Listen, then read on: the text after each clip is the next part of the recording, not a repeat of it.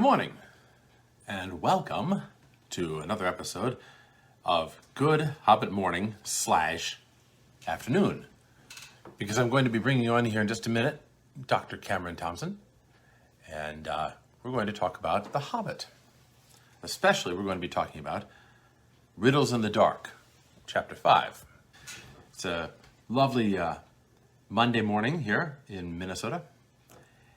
And I understand it's the first day of the spring of the new year. So the spring equinox occurred just recently. So was it yesterday or 2 days ago? I forget, but it's the start of a new year. So here we are in the start of a new year talking about Chapter 5 in The Hobbit. In summary, this is the chapter where Bilbo gets knocked off his dwarf. They're fleeing from the goblins. He gets knocked off his dwarf, Bombur, I think, and he bonks his head and he goes down into the dark. And there in the dark, he's groping around all alone, and he finds a ring. And after he finds this ring, then he goes down and he has a conversation with Gollum. And that's the central key to the chapter. He riddles with Gollum, and there riddling with Gollum is like riddling with a dragon. And he ends up basically out-riddling Gollum because of the ring. And then he flees from Gollum, and Gollum curses him, saying, "Baggins, we hates it forever." And Bilbo has a last scene where he escapes from the goblins that are guarding the gate, and he escapes out into the open air from the goblins. The chapter begins that when Bilbo had opened his eyes, it said he was totally alone. And the author says, imagine his fright. He could hear nothing and see nothing, and he could feel nothing except the stone of the floor. So we start off here at the very beginning of the chapter with what is something like it's an underworld experience, but it's also an experience of going back to a protean existence. He is without form and void in this because he's totally in the dark, that total isolation. Like something out of the movie Altered States or something. He's in the isolation box here. And in that world where he's in the isolation box of this cave, that's when he gropes around, and by accident almost, though there are no accidents, especially in Middle-earth, he finds this ring. So here's the passage where he finds the ring. At the very opening of the section, it says, Chapter 5, Riddles in the Dark. Very slowly he got up and groped about on all fours till he touched the wall of the tunnel. But neither up nor down it could he find anything. Nothing at all. No sign of goblins, no sign of dwarves. His head was swimming, and he was far from certain even of the direction they had been going in when he had his fall. So he's lost all sense of direction, in addition to the fact that he's totally alone and it's dark and silent. He guessed as well as he could and crawled along for a good way till suddenly his hand met what felt like a tiny ring of cold metal lying on the floor of the tunnel. It was a turning point in his career, but he did not know it. He put the ring in his pocket almost without thinking. Certainly it did not seem of any particular use at the moment. He did not go much further, but sat down on the cold floor and gave himself up to complete miserableness for a long while. And he thought of himself frying bacon and eggs in his own kitchen at home, for he could feel inside that it was high time for some meal or another. But that only made him miserabler. I love that miserabler. It's a great Tolkien-esque word. But here, at the very start of the chapter, he finds that ring. And as it says in the text, it was a turning point in his career. That this was the pivotal moment when he switched from being basically a hobbit, someone who is just an ordinary, meek individual, to somebody who actually made a difference in the world. So the ring really becomes that pivotal point for him.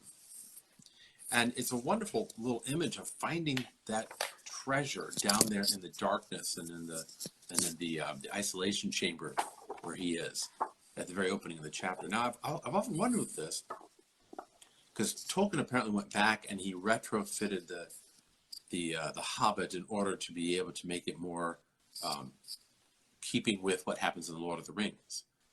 And I've often wondered this. I can't imagine that he actually put the ring in after that. I think the ring must have been integral to his original story. because of course it's later on in the chapter. It's the very reason how he gets away from Gollum, and he uses it occasionally. But it's intriguing that he doesn't use the ring very much during the story at all, even after he's found it. He's got it, and it's certainly a pivotal point in his career.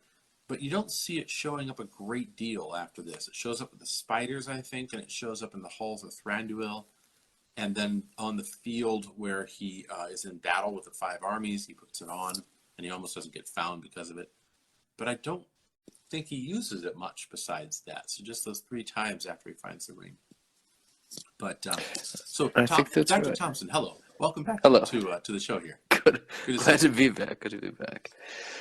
Survived being nabbed by goblins last time, but yeah, no, I think so. The ring was there in the original, and it was a turning point in his career. All that stuff.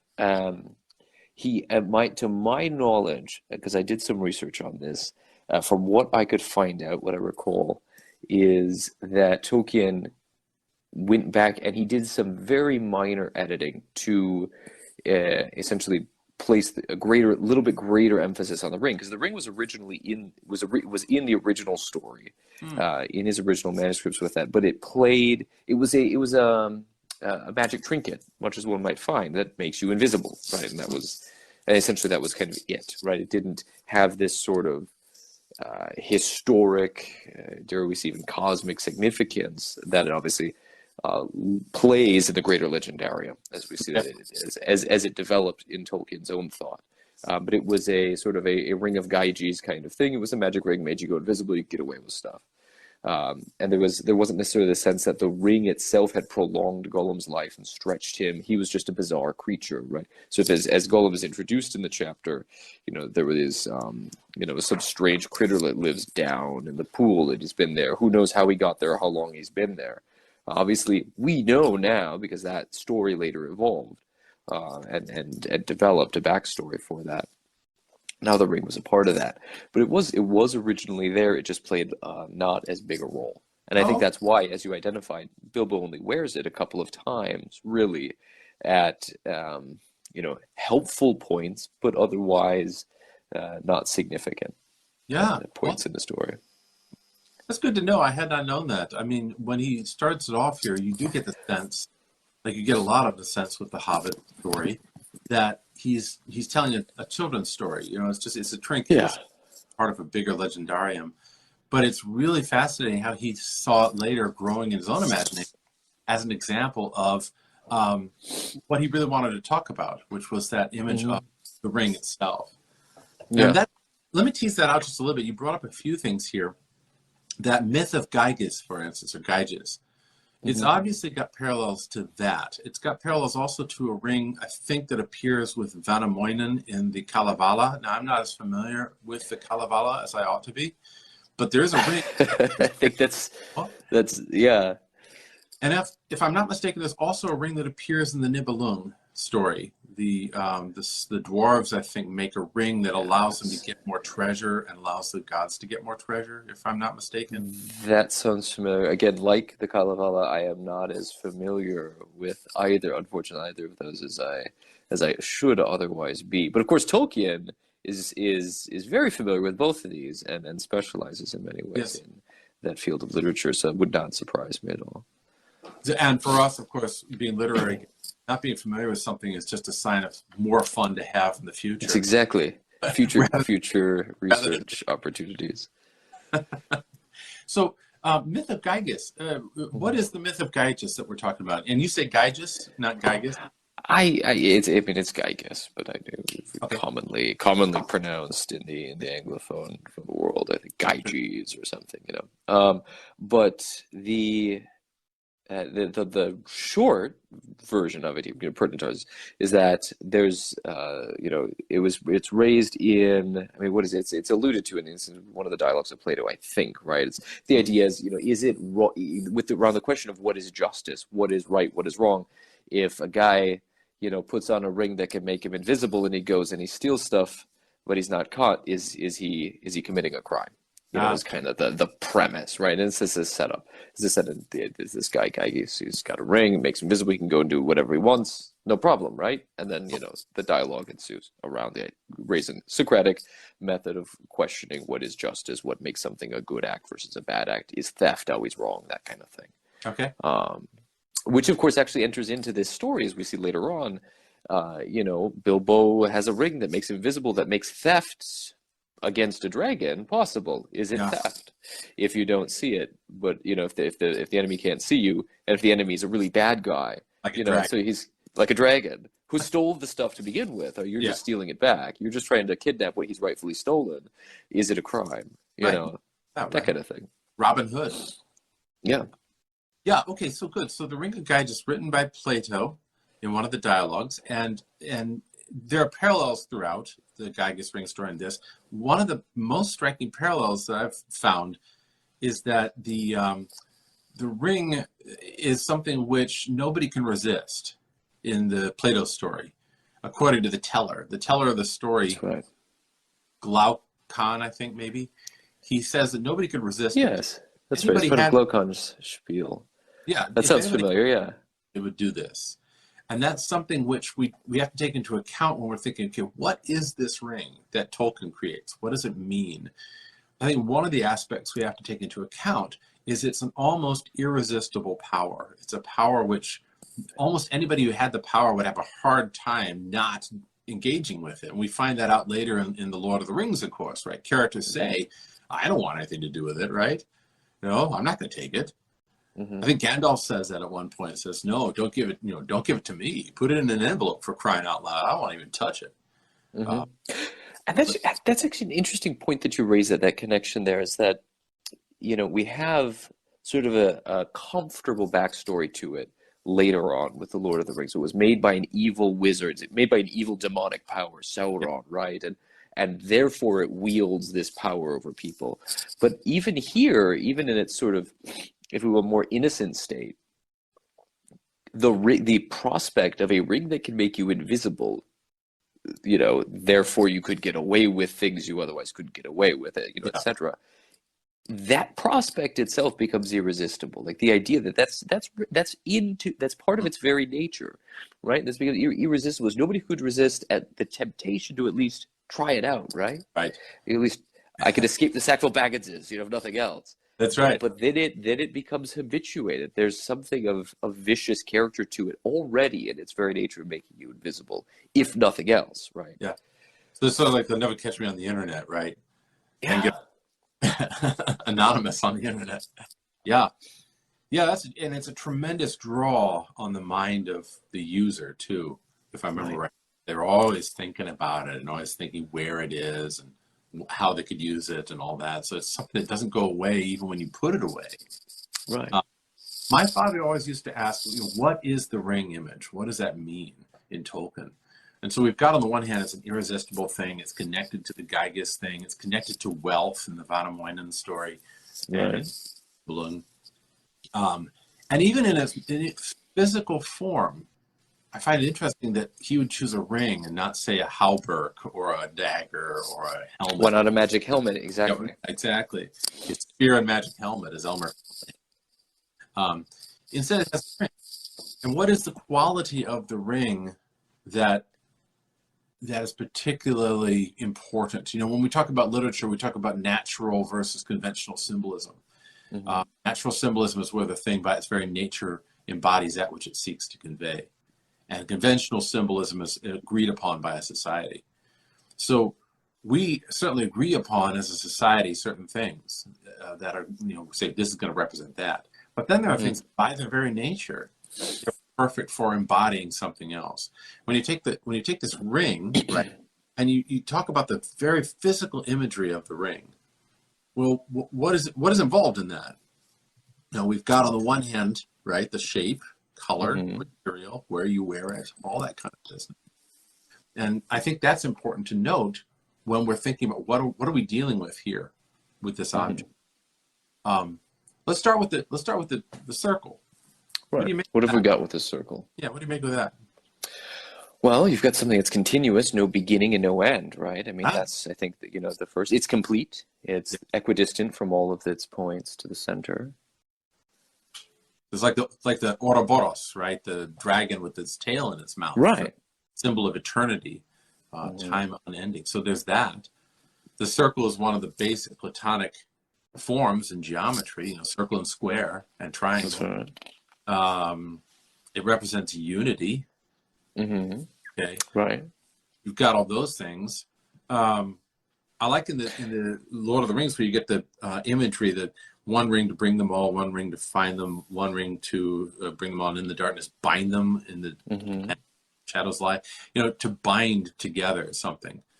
There's something good about that in the sense of, I bind unto myself this day the strong name of the Trinity, which is St. Patrick's prayer. Right. But bind together in that sense is almost like slavery. It almost seems like it's binding together in a bad way. Not a good way. Yeah. Right? Man and woman exchange rings because they're conjugio, yoked together, bound together. Two oxen plowing the same field, as I like to tell my wife. Other thing called an ox. Appreciate that. Huh? I don't know why. But that imagery of oneness is I think very significant here because it is a symbol of something that's binding someone to something else. The minute you put it on, you're bound. Right. You're bound to something, and that's, and that's definitely the realm of cultural symbolism. And I was just looking for the material that it's made of to give nuance to what kind of binding, what kind of unity or oneness or continuity, right? I think oftentimes eternity or eternality of something has a positive connotation to us. Because of Christian revelation, within that broader mythology, if I can use the term, of the idea of the Christian idea, the God is eternal and we want to be with God for eternity. But in and of itself, the concept of something lasting forever and ever is not necessarily a good, right? The idea of, just to pull another idea of everlasting life in Elysium, it's kind of drab and dull, right? The old Greco-Roman idea is that this is as good as it's just this perpetual shadowlands unending.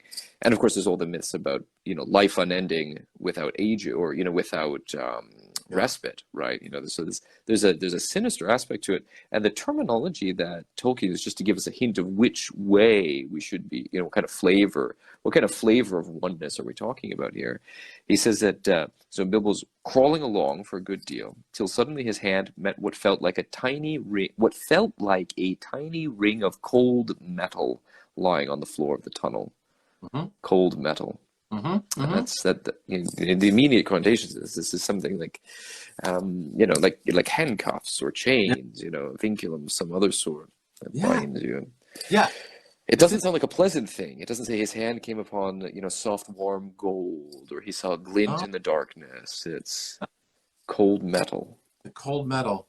And as I was pointing out too earlier, it's found in the dark, in that liminal state, which is almost like death and almost like returning to the womb, that protean formed matter state. He doesn't know his way up from down at this point. And it's then that he finds this thing. And I know it's sinister in the context of the Gaia's image and in the context of what Tolkien later develops. But at the same time, it reminds me of the poem by Refke, I think it is, which is "In a dark time, the mind begins to see." Where it's in those moments of darkness that suddenly something pops and you begin to see the world a certain way.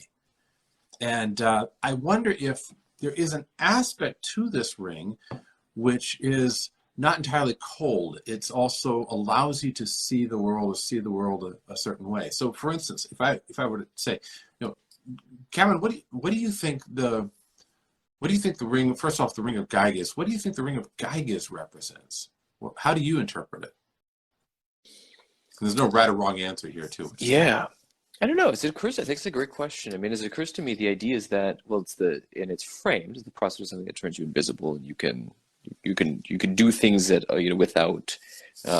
without social repercussion. Essentially, that's the framework.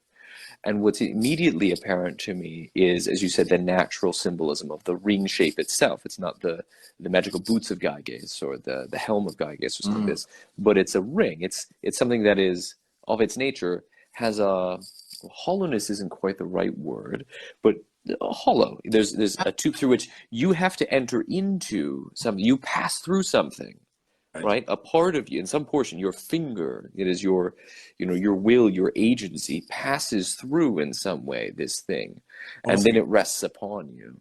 almost like a gate or a doorway.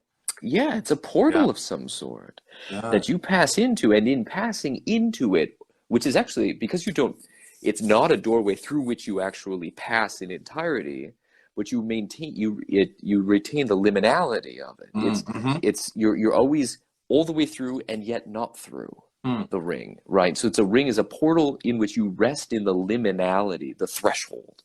Wow. Is the word. So you're standing on the threshold always when you're wearing a ring. And so there's this already but not yet aspect to it.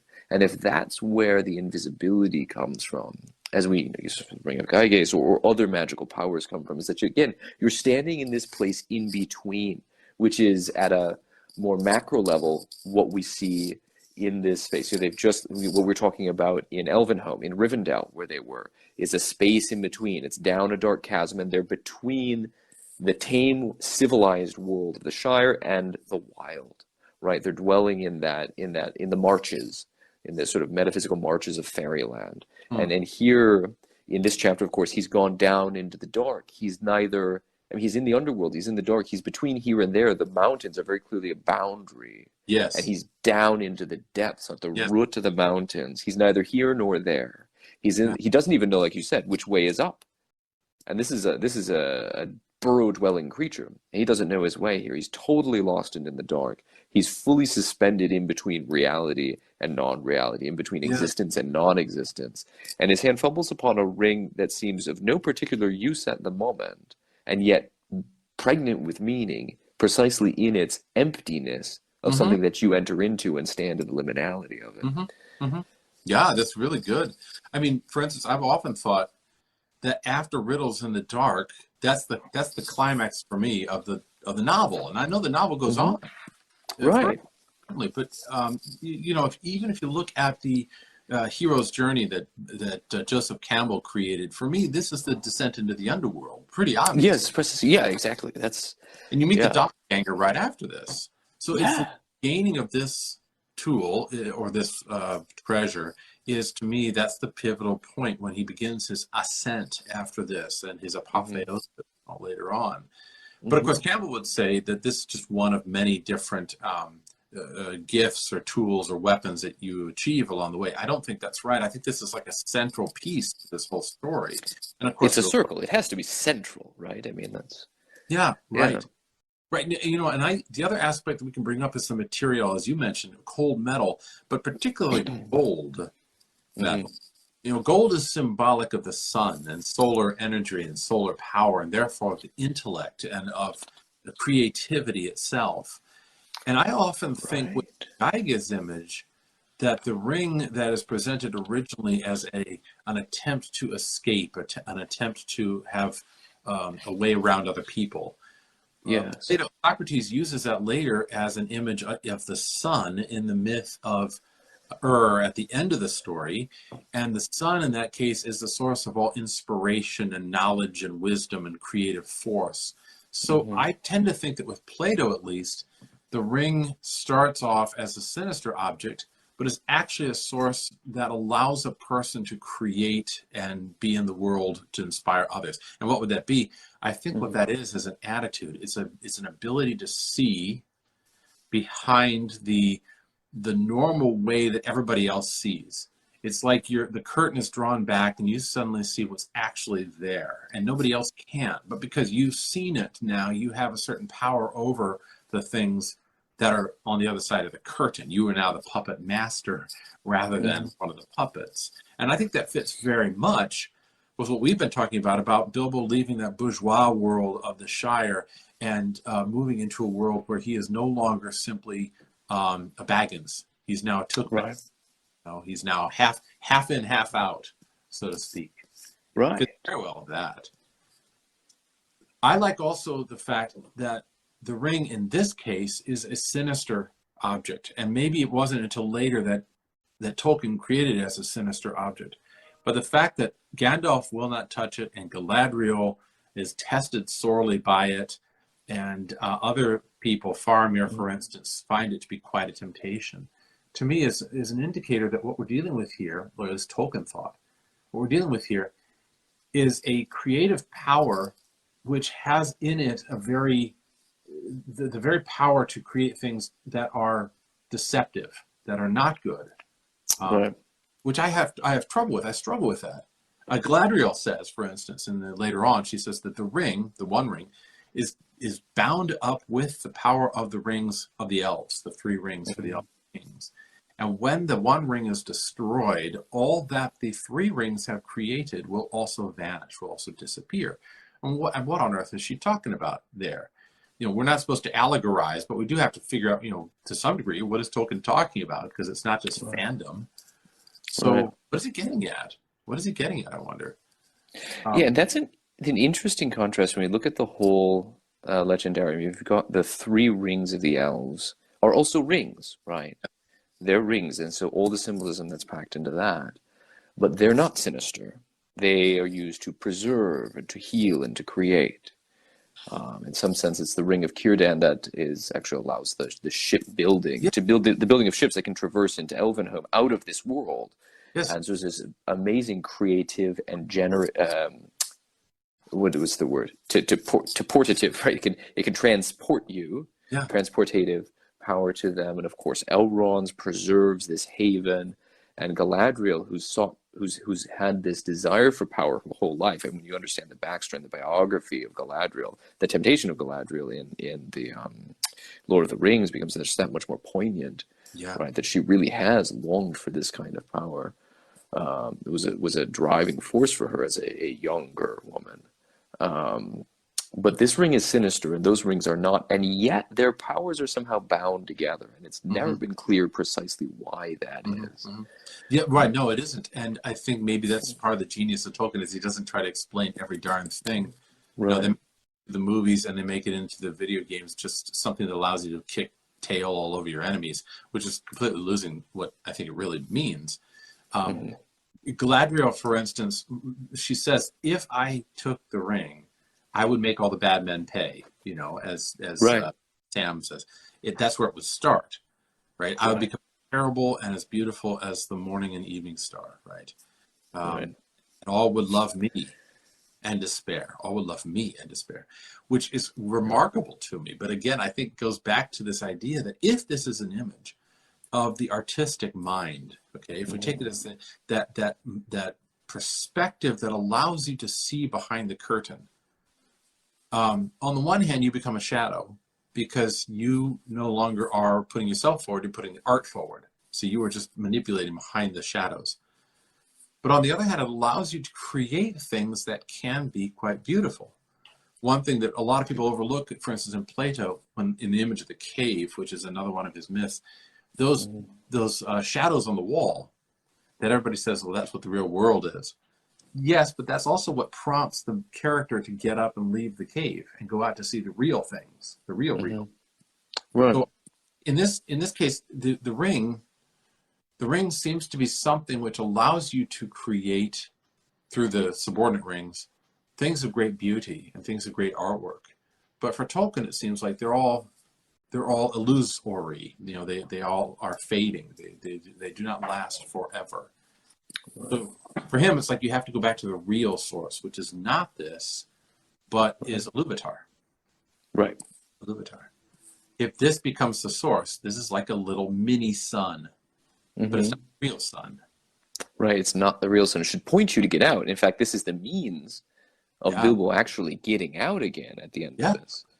Is he's able to escape out, get past the goblins, precisely because he's wearing the ring. Right, at the very end of the chapter. Right. And out into the sunlight. Yep. Which is interesting. He finds this thing. If this thing is rich with the power of the sun, then he finds this down in the depths of the dark. And pockets it. Right. But that's where this is found. He steals it, right? He steals it. Yeah. Imagine thieving from the thieves. You're thieving from Gollum. So that this becomes the means of his liberation. It becomes the means of his being able to defeat the spiders later on. It becomes the means for him to outfox Gollum in the riddle thing, even Right. though incident. It even allows him to confront the dragon because he puts it on when he goes to see the dragon. Precisely. So it's a tool that allows him to do all these wonderful things. But the temptation seems to be that when wielding this tool, you could run the risk of thinking this was it, right? This was it. Not that this was yet another object under the auspice of Iluvatar, but that this was the only thing that was important. And then you make that little sun into the big sun. You basically are breaking the first commandment, right? No other gods before me. Yeah, that's the idolatry. Yeah, idolatry, right? Making a totem out of this thing. So that's interesting because I like how you've linked it already to creativity and an open mind, being able to see things in a different way. Because in case, and I think that's written right into there, right? We're given this immediate proximity then to the riddles and how they engage in this riddle. With this is the central fulcrum, and of course being the key to the final riddle. But you're absolutely right. It also gives, even in the, in here and in the incident with the spiders to a degree, and then in a superlative degree in his conversation with the dragon, with Smaug, this sense where he starts to get a little full of himself about it. Because he's getting pretty good at this riddling thing, right? And so he's taunting the spiders, which is good, and draws them off. But it comes really close to crossing the line there. And of course, when he's with the dragon, he's he gives a smart remark, a parting shot, as he's departing for the dragon. He gets his heel singed because of this. And you remember the line that comes after that that's always stuck with something like, is it never taunt a live dragon? I think is the maxim that he says right after that. Right. Doesn't do to taunt a live dragon. Right. Right. Should have known better. We all know, don't do that. But no, you're right. It does. It increases his confidence, but you could also say that it increases his pride. Yeah. He begins thinking he's a big cheese in a very small world.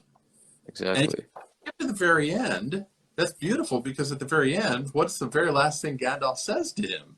I like you very much, but you're a very small guy and a very world. Exactly. So for him, if the temptation is to be bigger than his britches, is to think that he is a very big man in a very small world, he then could run the risk again of becoming the dragon. You could say that the ring enhances dragonishness. It enhances dragonishness. Right. By the end of it, Bilbo could become like Smaug. And I say this, I think, with good confidence, because what happens to Frodo at the end of The Lord of the Rings, right there on the crack of doom, right?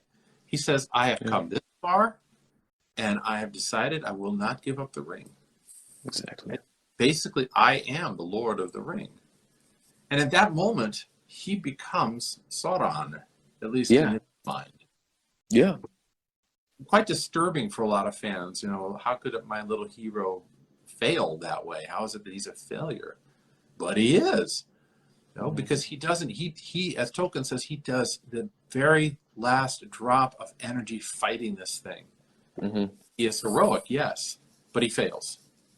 Exactly, because even all that he has is simply not enough. He's given everything that he can. He's not weak. He's just exhausted his whole reserve of moral power. Which is a beautiful comment on the part of Tolkien, because he really is pointing to the idea that we can't, as human beings, pull ourselves up by our bootstraps. As much as I like these self-improvement programs and self-help programs and the 12-step program and all that, there's only so far that any human being could take themselves, because there is a point where Kierkegaard pointed out it's a gap, it's a lacuna, and at that point that you have to have the eagles come. You have to have the providence intervenes, and sometimes the providence intervenes in ways we don't even expect. Right. Gollum shows it. Yeah, for example, the shadow self, your shadow self itself actually is what liberates you at the end of Lord of the Rings, where he bites off Frodo's finger, takes the ring down into the doom, and actually he, whether intentionally or not, sacrifices himself, in all this to destroy the ring. Yeah, even though he's not sacrificing himself like, I'll do this for you, Bilbo or Right. Frodo. Right. He sacrifices himself as an, I want that thing, and therefore he takes it. And that, here's an interesting thing. Which finger do we put the ring on? Okay, which finger do we put it on? That's interesting. Because in the story, I don't remember whether it actually says what finger Bilbo puts it on. And I don't remember whether it says which of the 9 fingers is bitten off, or which of the 10 fingers is bitten off with Frodo. Yeah. I remember. I'm not sure that that's ever been clear to me. The only examples I can think of are the various film adaptations that Yeah. show one or another, but I don't think in the story it's identified. It's almost always the index finger or the pointer finger, if I remember right, that they put it on there. I think so. Seems odd to me, and I think it's on the right hand even on most of them. And why do I even bring this up? Because it seems like a petty thing, right? But if symbolism exists, no, if we can use any object in the world as a symbol, then even the human body itself has symbolic meaning. Right. In most cultures, in most times and places, I'd say it's very commonly referred to. Right. So I did call something up here, and I'll show this, and I'll talk about this here. That each finger of the hand has a symbolic meaning to it, and so when you wear a ring on one of the fingers, it means something different than if you wear it somewhere else. So, for instance, the little finger here is a sign of intuition and intelligence. You wear your ring here, and it's intuition and intelligence. And again, this is right hand is different from left hand. Dextra is different from sinister. So if you're wearing it on the dextra, that's different than if you're wearing it on the sinister. But the little finger is the sign of intuition and intelligence. If you take it to this middle one, I'm not going to put it on because I probably won't get it off if I do. This represents love and beauty and romantic relationships, but also represents commitment and faithfulness and creativity and adventure. If we put it on the middle one, which this is the finger that is individuality. It also is personal identity and self-worth. It also can represent beauty and responsibility, strangely enough. And then if we put it on the index finger, it's ambition and leadership and authority. And I can't imagine, I'm sure some people do wear it on the thumb. I just can't imagine what that'd be like. But this is strength of character, willpower, and freedom is what this is. So of those 5 fingers, and of the even 10 fingers, I'm wondering which one he would have put it on. You know, they normally say the index. We normally, when we get married, put it on that one. But I'm just curious about that. I don't think he would have put it on the marriageable finger, honestly. That's not the one I would choose. That's the finger he puts it on. Yeah. And, if he does put it on the index finger, then that image of ambition and leadership and authority, that works pretty well. Yeah. Yeah. I am Sauron. Right. And then it gets bitten off by his, as you said, his shadow self. And I think we should talk about that a little bit, because that's, you know, there are 4 parts to this chapter. There's the finding of the ring, there's the Gollum and the riddles in the dark, there's the escape, right? And then this is just talking about the whole geography of the place. So here we have this meeting with Gollum, which is his doppelganger. He goes down into the underworld and he finds his shadow self. Right. And what do we make of this character? Because, of course, you mentioned he originally was just a sort of strange creature under the earth. Later, the original version.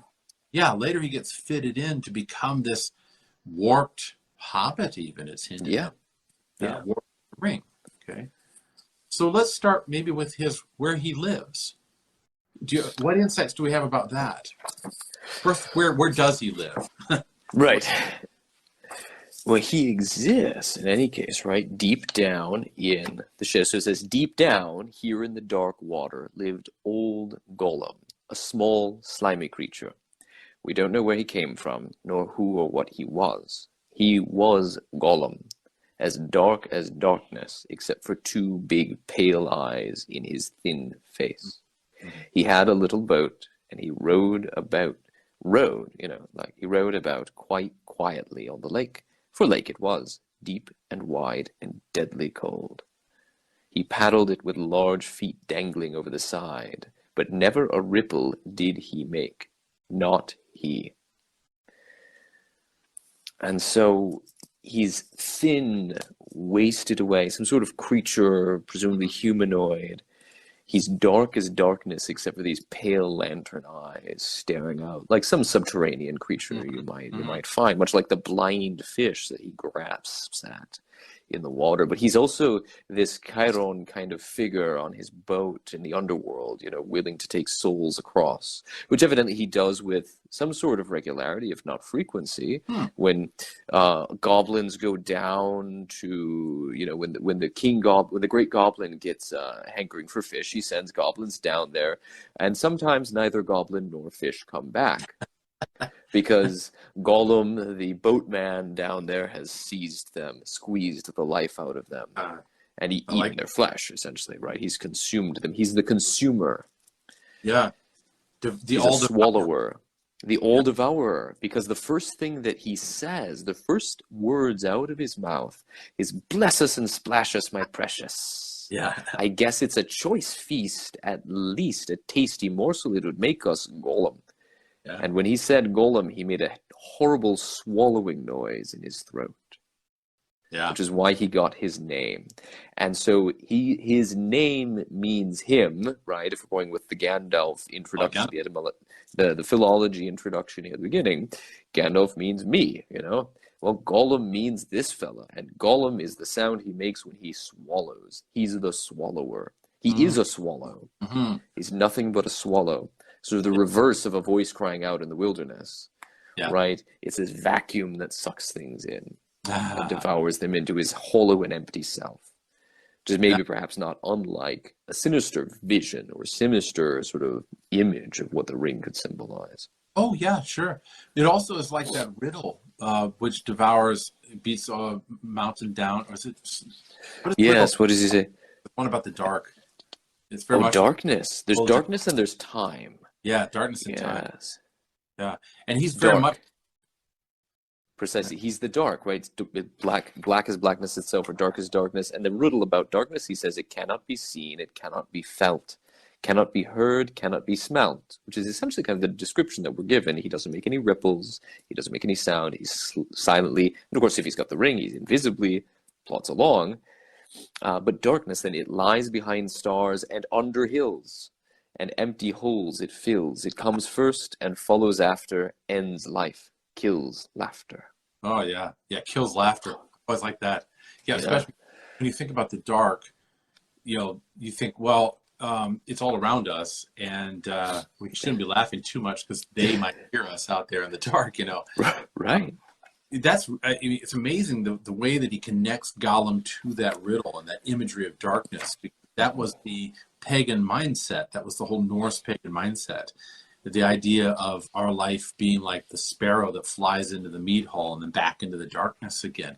If darkness at the beginning, darkness at the end, there's this brief window of light because there is no glory after this life. There's no beauty after this life. So from the Norse mindset, this was the terror that we have to manfully face, the dragon we have to manfully face because everything's going to end in Ragnarok, so to speak. I love, too, how Gollum starts off with almost a blasphemous form of the baptism. Bless us and splash us, right? Yeah. This is right. We overlook it, but it's baptize me, basically. Yeah. And using it as a curse almost. And then he calls himself precious, right? Yeah. That's to himself as. Even though his name is Gollum, he calls himself precious all the time. I'm special. Right. I'm a snowflake. I'm an individual. Right. But for him, that name, even Gollum, it is that sound of swallowing, but in that wonderful way that literature has, it has different meanings that all simultaneously exist. It also refers to that Jewish image of the golem. Exactly. Tell us a little bit about that. What's the backstory there? Well, the backstory, as I know it, is it goes back to Jewish Kabbalistic magic. And there was the ability to create among the greater sages and mages of Jewish culture, there was the ability to make powerful, almost automaton by writing on their forehead the image for, I think it was breath or life. And you Right. write on the forehead of this creation you made out of clay or wood or stone. And that then came to life and did your bidding. And when you wanted to shut it down, you would wipe away one of the letters, and it changed the word from, I think it was breath, to death. But the most important one was the Golem of Prague. That was an image of destruction and retribution back in, I think, the 1400s. I'm not sure for definitely. But Sounds right. this was an image of an unman. It was a man that was not actually a man. It looked like a man, walked like a man, but it was essentially a ghoul. So Gollum is the ghoul that lives down there in the dark, and he is a metaphor for what we think of humanity if we think of humanity as only materialistic, living in order to feed its stomach, living in the dark with no afterlife, no beauty, no joy, no laughter, and basically just going through the motions that are cold and isolated from everybody else. Now, if man is just a machine, he's isolated from everybody else. And that's really what Gollum represents, is this image of not living movement. So there's that.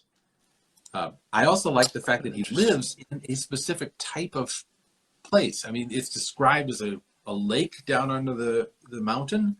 It's got a rock ceiling. There's a stone island in the middle. And so immediately, the one connection we can make is to Beowulf. That in Beowulf, there is the cave of Grendel. Yes. And Beowulf goes down into a lake and then comes back out underground in a cave that's a subterranean but also sub-aqua cave. And there he faces Grendel's mother and kills her on an island in the middle of this cave. So you get that imagery that Tolkien no doubt was aware of because he had translated Beowulf.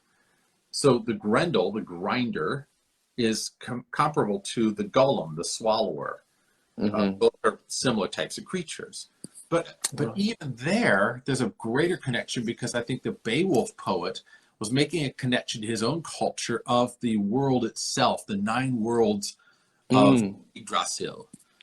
And this is if anybody has studied mythology, you know that there's this world tree in Norse mythology called Yggdrasil, and the roots of the tree go deep down into the dark, and the flower and leaves of the tree go high up towards the sun, which travels across like over a dome. And you have all these different worlds in there. There's Muspelheim and Niflheim and Jotunheim and all these different heims. Then you have our world, which is either Mittelheim or Midgard, as it's called. And our world is a place of lush beauty and life and light and laughter. And it's surrounded by an ocean that's bordered by a snake, serpent. And so it's a vibrant world. The Norse world is there of Midgard. But it's an island in the middle of a lake with a dome that has light over it going across. You get a parody here of that, where you've got a dark world, no sun, rock, island in the middle of water, and one inhabitant, not many. So it's a really interesting parallel, both to Beowulf and to this world of the 9, the cosmos of the Norse. The cosmos of the Norse. Yeah.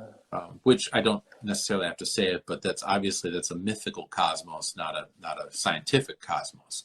Right. And of course, the idea and even the terminology there is explicitly linked to this world here, to the world of Tolkien, in being Midgard being in fact meaning Middle Earth, or yes, middle garden in this case, right. or middle yard, the space, a camp, a field, which is where we get the word Earth from in the beginning. So Middle Earth is in fact what Tolkien is setting this in, and it's what you've got a chunk of landmass that's surrounded by the waters, right? I mean, so you have in miniature what you're saying here. Down in the cavern of Gollum's hole is itself a miniature of the universe, and so here's Bilbo, Mr. Bilbo Baggins from outside, lost his way into the world, but a really dystopian version of it.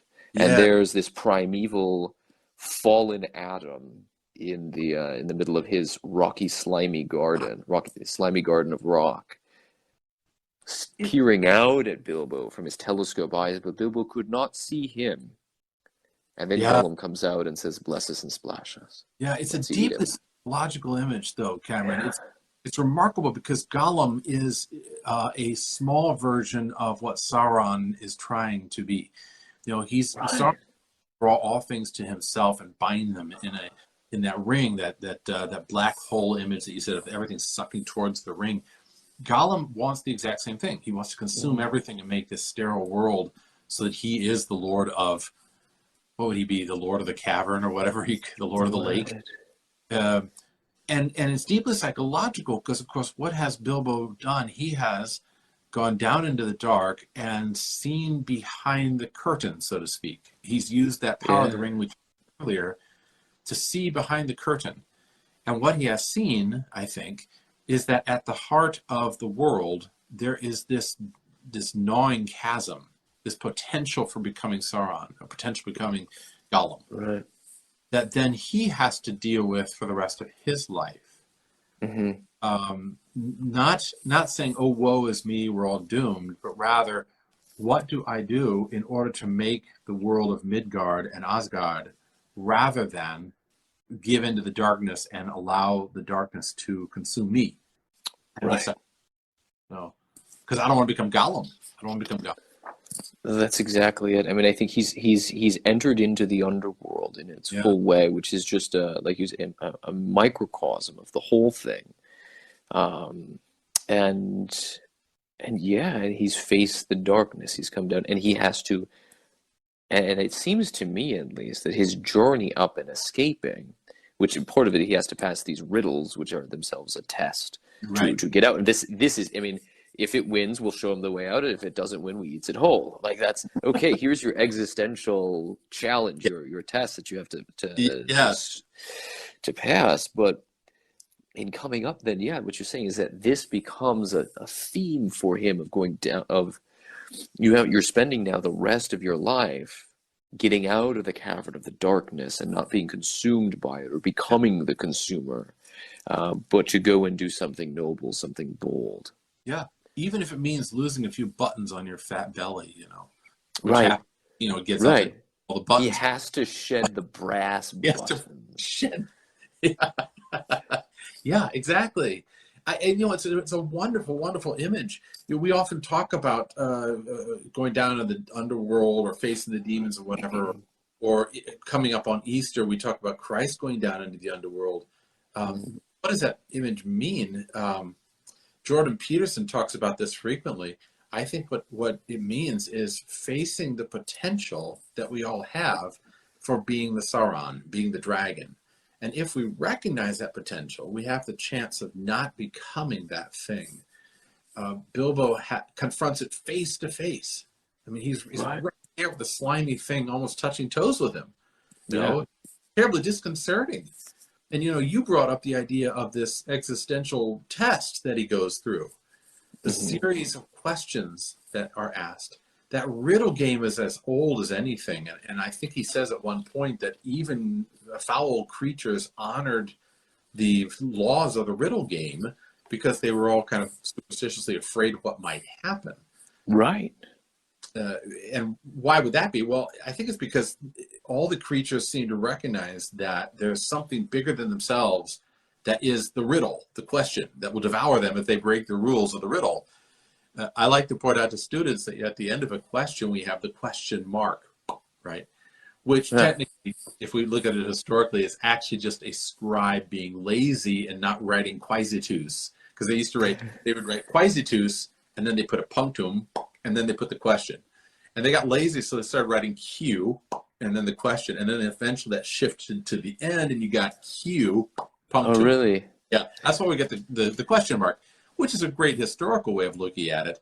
But if you look at it another way, that question mark, it's a curled dragon tail. Right. And if you look at even the map of Middle-earth, it's a question mark, isn't it? Right.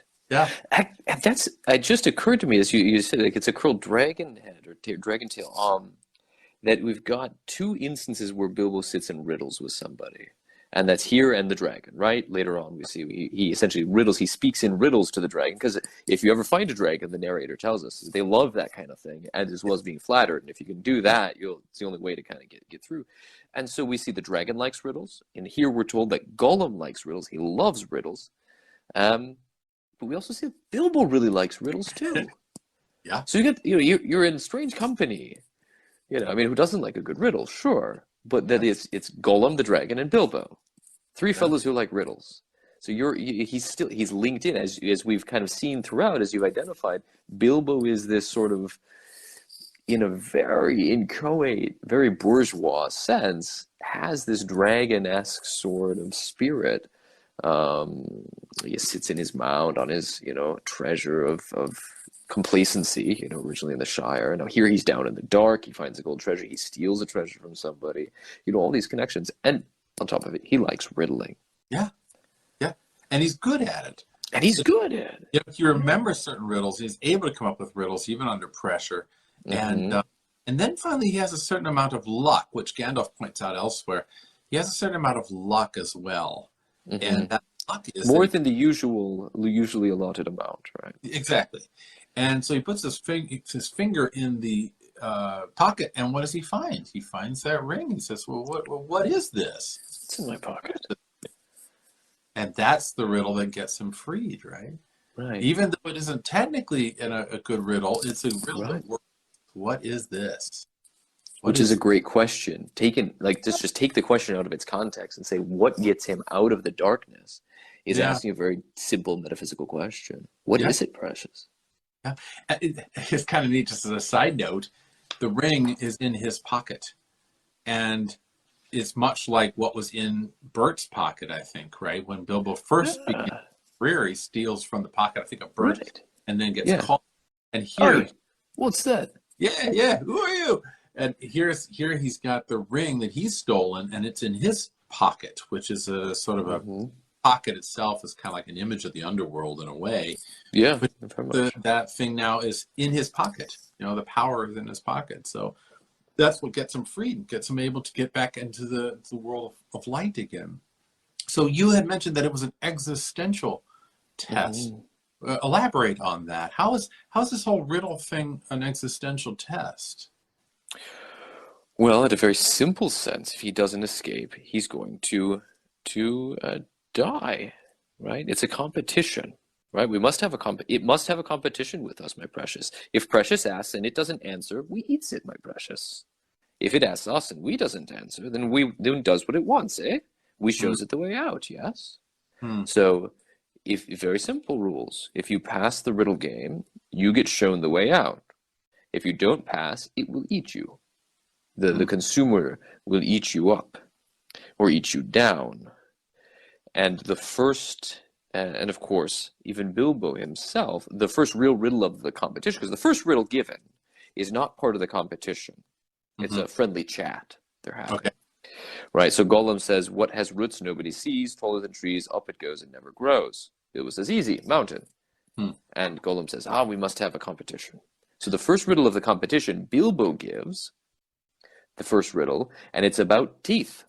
Chomping, gnashing, stomping, so he himself is like setting the framework about being eaten, no doubt, because he's been primed to think about being eaten, right? This is what's on the line. So it's an existential thing right away, because everything for Bilbo, everything revolves around food anyway, as we've seen, right?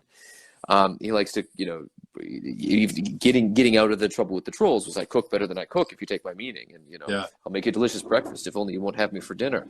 And so he's centers around that, but this is what's on the line: is you're going to get eaten, not just die. He's not going to kill you; it's going to eat you. No promises that you get to die first either. It's worth pointing out. It might eat you. Does it sit and digest you for 1,000 years? I mean, what is this sort of thing? But it's going to consume you. The darkness will eat away at you, and so he has to think his best under pressure to give a riddle that hopefully Gollum won't be able to answer, which he's not very good at, actually. He gives good riddles, but Gollum gets every one of them. And he, in fact, starts to struggle a bit when he has to think about how to answer the riddles. And he's saved once by sheer chance in his answering, and that's, he peeps out time. When it means, yes, I need more time. and it turns out to be the answer. And then it's the only winning riddle is something that's given entirely by chance. Anyway, he mutters out loud, "Oh, what's in my pocket?" He doesn't even mean to ask it as a question. Sure, he seizes on the opportunity, but it's something he can't even save himself. Right. Through this riddle game, he's about to get Ed. It's intriguing to me. I didn't used to understand strategy in things like chess or this riddle game or what have you. But the strategy in the riddle game is to bring up a successively more difficult questions, but also successively more disturbing questions, so that the mind is no longer able to think, because you have to think about the next riddle while you're answering the first one. So while he brings up those innocent riddles first off of the mountain, and then teeth, and then I think Gollum brings up a riddle of wind, right? And then Bilbo, thinking wind, he thinks, oh, I can bring up an escape riddle here, something of the outside world that will puzzle the creature. And he this image of the sun shining on the world. And as here it is. An eye in a blue face saw an eye in a green face. That eye is like to this eye, said the first eye, but in low place, not in high place. So he's bringing up not just the image of the sun in the outside world, but he's bringing up an idea that there's a connection between things, this symbolic connection between sun and eye, and a high place and low place and all that kind of business. That somehow we have the opportunity of getting out of this low place by this connection to the higher place. Okay. And when he tries to bring that up, Gollum puzzles over it at first, but then he gets it. And once he gets it, he says, I'm going to go right for the throat. And that's when he brings up that really tough riddle of the dark. Right. You want to talk about sunshine? They take sun, darkness. Yeah. You got your sun, I got my dark. And it takes a really sudden turn there. Yeah. Because that really gets Bilbo, not in terms of not being able to answer it, because as it says, it was all around him, but it gets him, oh yeah, we're back here in the middle of nowhere, rock cavern, right. This creature in front of him. This isn't fun and games. Yeah. Your life is on the line. Right. He tries one more time then with the egg thing. Egg yolk. That almost gets him, but then again, Gollum goes back down again and gives that really, that amazing thing about alive without breath, as cold as death, never, all male, never clinking. And Bilbo's mind by that point, I think, has shifted to dark creatures and goblins and undead creatures. So he doesn't get it. Right. Which is striking. He's like, why don't you get that? That's a pretty easy one. But he's not there mentally because of the strategy that Gollum's used on him. And then finally he gets it. It's a fish, Oh, yeah, it's a fish. Because a fish jumps out of the water and lands on his foot. Yep. He's jarred into reality again. Or he's clicked. The connection happens because of the visceral nature of his surroundings. Yes. So he's almost like saved in that instance too, right? Yeah. But then Gollum gets, he gives a quick one, which is the 4 legs and the 2 legs, table and all that. Gollum gets it almost immediately. Because it's about eating fish. It's about eating fish. Yeah. So it's almost watching a boxing match and you're watching the other guy on his heels here. That's when Gollum gets this horrendous one, right? The thing that all devours. In other words, you're never getting out of here. This is it, And if you thought there was anything bright out there, like a sun or daisies, you're screwed. Yeah, we can keep at this, and I will wear you down. Yeah. It's also, the existential nature of it too is, I often think about the questing for knowledge that any good scholar does. When you start looking for answers to things, you find that there are rabbit holes within rabbit holes within rabbit holes. It's turtles all down, as they rings say. Within rings within rings. And rings. And so when you start searching for something, there's the possibility that you could go down into that dark and have a hard time getting back out again.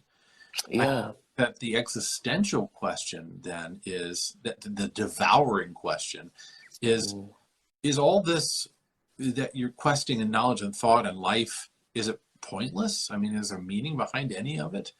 If you can't answer that question, you're devoured, right? You're devoured. Because if you're just wandering in that labyrinth, as Yeah. it were, Doesn't of continual questioning and tunnels under tunnels under yeah. tunnels, Gollum gives us very clearly the answer is that time will eventually devour you, slay Yeah. kings, ruin town, and beat even the high mountain down. That it is meaningless and pointless if you're not going somewhere in particular. If you're not connected to the higher things, or the high phase or high place, and not just low place. Yeah.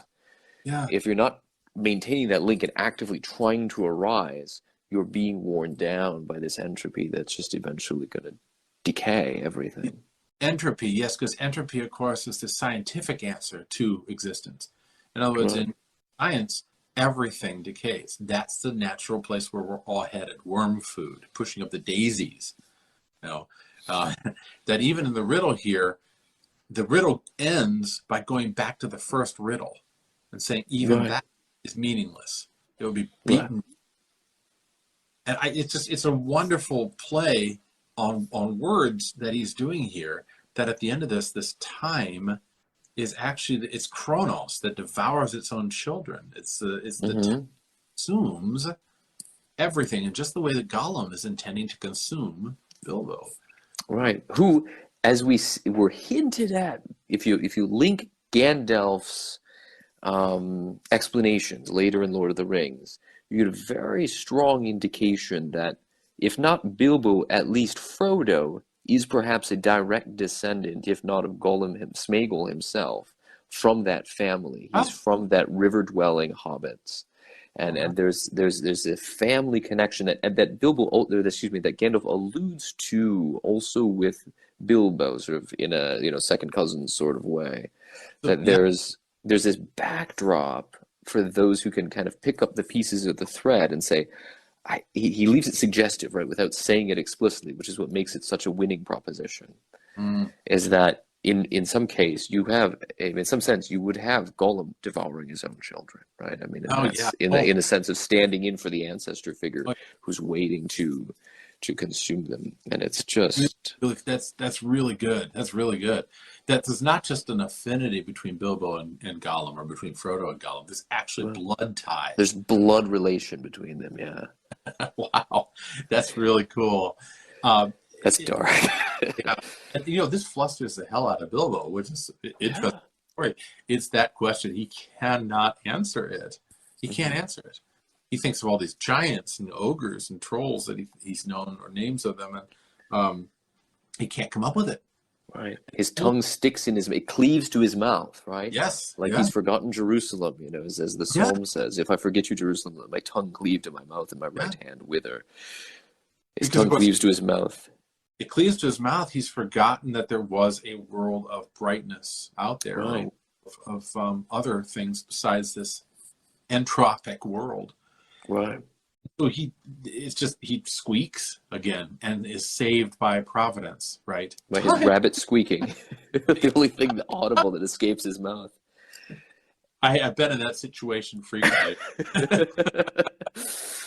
Right. And it saves him, right? Because that's the answer. That's the answer. And now his question, something I just saw that strikes me, but the winning question that he asks is one that he asks to himself. He's beginning to be more like Gollum.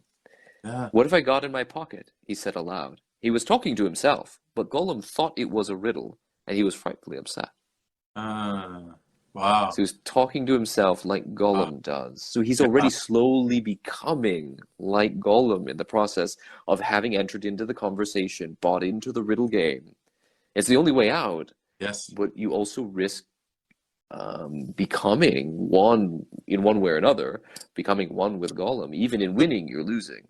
He says, what if I got in my pocket rather than what have we got in our pocket? Right. He's not at that point yet. Yeah, because he's not that schizophrenic thing that Gollum is. He's not halfway in and halfway out, as earlier. At this point, he's still whole. He's still Bilbo. We see it later, though, that he does start. There's that scene in Rivendell in Lord of the Rings where he's shown the ring, and he gets overpowered and wants to take it from Frodo. And it's at that point he and Frodo realize this is what has been at risk, is my losing myself and becoming a split person. where Yeah. even my friends are my enemies, even my blood relations are my enemies.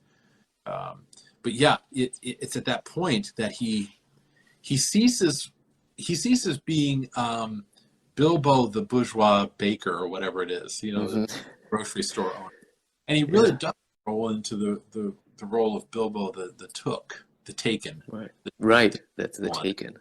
Yeah, the tooken one. Um, Yeah. and I love that switch that occurs, because it's, at first he's like, oh, what, I got my pocket accidentally, but then he sticks with it. It's like, no, that's my question. You know, come on, answer Yeah. it. And Gollum can't, because Gollum can't conceive that his precious has been lost. He's been so long with it that he can't conceive that someone else got it, and that now he's going to be living a life of misery. Hmm. But lo and behold, that's what's happened. Time is up, right? Time's up. Show me the Right. way. So Gollum with that last, I love this. Is, you know, it's always this element of humor in Tolkien, which is delightful, where he says, "Come on, Bilbo, I'm waiting."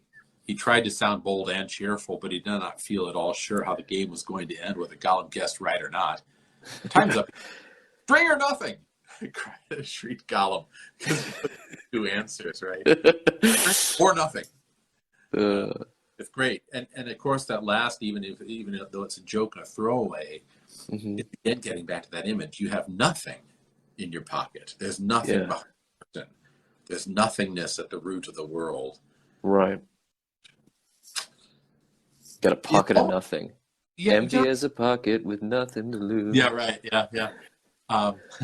Like me and Bobby McGee, right? But it's almost like he almost gets it right, because the ring is almost nothing. It's a whole. Right. Yeah, and yet it's not right, because it's not the ring. So there's that little thin strand of gold that saves Bilbo, Yeah. gets him out back to the light. So, and then we end with him coming back and getting out past all those goblins, because of course goblins by this point are like almost negligible. You know? Yeah. They've sort of served their purpose at this point. Yeah, after Gollum, they're like, he's just a nuisance. And so he gets out and he gets back to the light, but he does shed those buttons. Right. Which is an interesting observation you put that to Bilbo anyway, because we see obviously the goblins later on do in the next chapter pose a real immediate threat to them, trying cooking them. But in this moment, to Bilbo, they are negligible. They're a thing to be passed by, because he's faced something far darker and more sinister. Yeah. And so it puts it into its place, its perspective. Mm-hmm. Yeah. Let me ask one more thing, and this is the last thing, but great conversation. But what about the birthday present image? You know, Gollum says it's my birthday present, and we wants it, right? Came to me on my birthday, my precious, he said to himself. And then the author steps in and says, who knows how Gollum came by that present ages ago in the old days, such rings were still large in the world. Perhaps even the master who ruled them could not have said. And I wonder about that. Is that, again, a retro thing, or was he just looking to some greater lord? If I'm not mistaken, that's one of the additions that he went back and inserted to try and connect it together, to weave the story. I'm not certain on that, but I think that's what it is. And that idea of the birthday present, what do you make of that? That's an interesting image. It is like, okay, well, we're given. I mean, we're given a lot of information in that right now. I mean, all of a sudden, immediately, this isn't just some creature that's always lived here. And there's been hints here and there. He used to live with his grandmother by the river, right? You know, okay, we got something. There's a past in the world above, right? He's not just an underworld creature. But as Bilbo runs the risk of becoming like him, a little bit of his own history is unveiled, or at least alluded to, that you maybe were kind of like this. You too lived in the upper world, right? But then a birthday present. It means you had a birthday. Yeah. There was a point where there's a time when Gollum was not, and then you were born, and then birthdays. It's not just that you were born, but you have a birthday. We have birthdays. That's what human beings. That's a civilized, tame thing, right? It's interesting to think about Gollum having a birthday. You can imagine, like, you know, Andy Serkis in there, horns and stuff. Right. It's like Eeyore says, birthday, you've got cakes and pink sugar and balloons, and here we go, there we go, gathering nuts Yeah. in May. And it's just, Yeah. it's all those friendly, fun things, childhood. Yes, and all the things that brought us into this world and celebrate our being brought into this world. That's something good. Right. Here's something that I just thought of though. Birthday could also be that being born into your new life, being born into a life that's different Ah, from the old one. And if right. that's the case, you could say baptism in a way is a birthday, the blessed Yeah. splash us point of your life. Where Gollum, who's always blessing and splashing himself, he was born into this on the day that he got the ring. So the Right. ring, He's right in ways that he doesn't even realize yeah, about how yeah, it's his birthday present. yeah. He became Gollum on that day. Yeah. And if you look at it that way, then this is also, well, it's my own birthday too. It's Bilbo's birthday too, This right? is Bildo's birthday. He emerges from the womb of the darkness, Oh, sheds yeah. the golden buttons Good point. around his umbilicum, and That's- passes through the door into the light. Dang, okay. Yeah, that's really cool. So here's Bilbo's birthday as well. And this is ironic. We should be talking about this today because this is the day after the equinox. So this is the birthday Yes. here as well. So it's Right. very important we're talking about this. To be born anew, to be born again. Yeah. Man can't pass into heaven lest he be born again. That is, you begin to see the world in a different way. You're no longer a child and you put away childish things. And here is Bilbo entering into what is essentially manhood for the first time. Right. Because as a child, you see things as one-dimensional. Mommy and daddy are good. Santa Claus comes down the chimney every Christmas. Everything's perfect and fine and blah, blah, blah, blah, blah. Only when you start seeing that there are nuances to things, there are difficulties, there are problems. There may even be problems that you can't actually fix. Right. That's when you start becoming an adult. Difficult. Almost, you could say treacherous, because if you deviate from that path that's headed towards whatever the goal is, heaven, you could get captured, in the dark. Right. But at the same time, it's an extremely important path because it's a path away from your door of bourgeois childishness. Born from that underground image at the beginning, that womb image at the beginning. And Bilbo is born out into the world on this journey, and then this is the day when he really is born. Wow, that's cool. Yeah. Huh. It is. What a good place to end too. Yeah. So it is.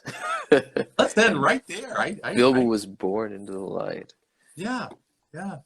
Any last thoughts on any of this? Because this is a really good discussion today. I agree. No, I think it's interesting. One interest. So the last thing I would say with this, as he's about to leave, right? So he's got the ring on. For those who haven't read the chapter or it's been a while, he's got the ring, so he's invisible to the goblins. This is how he gets away with getting out. The door is almost shut. He squeezes through. His buttons get wedged. His brass buttons, they all pop off when he squeezes out. The last thing that is mentioned, suddenly one of the goblins inside, because he cast a bit of a shadow, right? And they saw him by his shadow, right? The shadow extension of himself. And so he's got this duality now that he lives with. Yeah. Excuse me. But suddenly one of the goblins inside shouted, "There's a shadow by the door. Something is outside."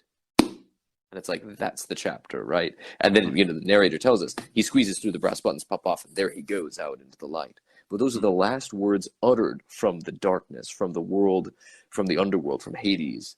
There's a shadow by the door. There's something outside. Wow. So could I extrapolate on that to extend it more? Is when we're talking about adulthood, we're talking about growing up, is it right to say that there is always a shadow that we carry around with us as adults? We're aware of it, or hopefully we're aware of it, and we acknowledge its presence, but the shadow is not the thing we should focus on. Right. Yet being adult is carrying around that shadow. It's carrying around that shadow, and like Plato's cave, though, and the goblin sees this indicator. The shadow is an indicator that there's something outside. But there's something in the light. There's something in the brightness. That's Yeah. the cause of the casting of the shadow. Yeah, I like that. If we stare only at the shadow, we go back down into the darkness. Yeah. Yeah, I like that. Yeah, and eventually, of course, Gollum comes back into the world of the hobbits later on, and proves at first to be a bane, and then proves to be a boon. Right. Because he does lead them out. He ends up fulfilling his promise and leading Frodo out too. Yeah. In a Yeah, I've often roundabout way.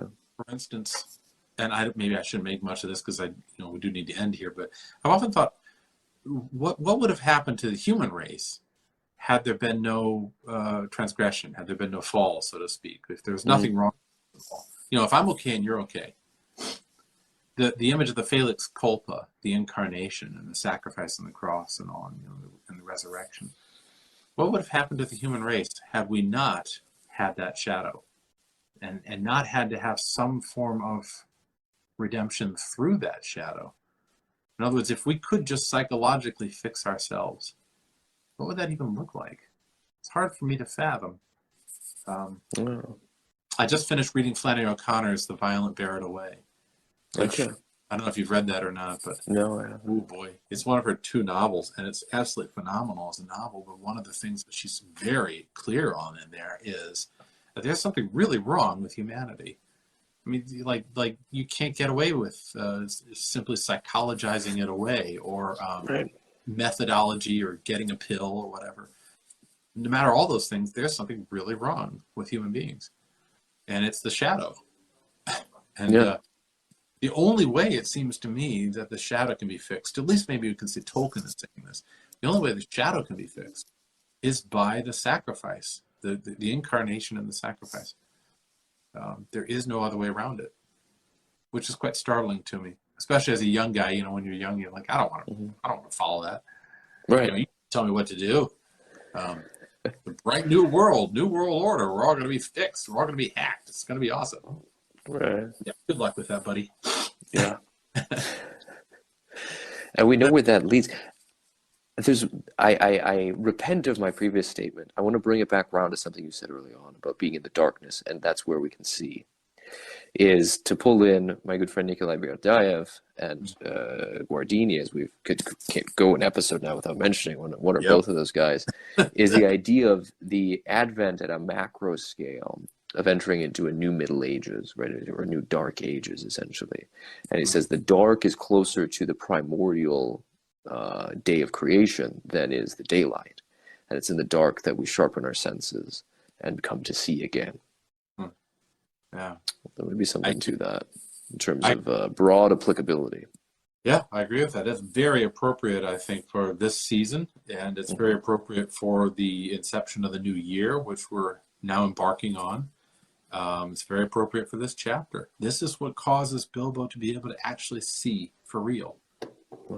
And to confront later on the dragon that he has to confront. Because, again, in this text, there's a point where he says, I can't stay here, right? But I can't go back either. Right.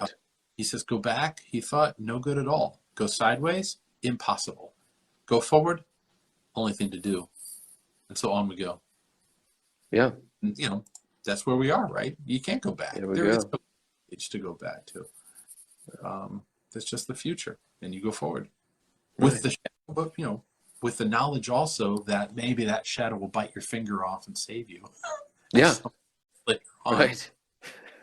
Wow. Good stuff. Okay. Well, we do good conversation. There it is. And I really thank you very much for this. So thank you for the time. I appreciate very much being able to talk with you about this. So thank you, Mr. Lassiter. It's been good. Should I attempt our ending again? Yeah. Okay. Well, farewell, wherever you fare, till Ares receive you at the journey's end. And may the wings bear you where the sun sails and the moon walks. Excellent. Thank you, sir. Bye-bye.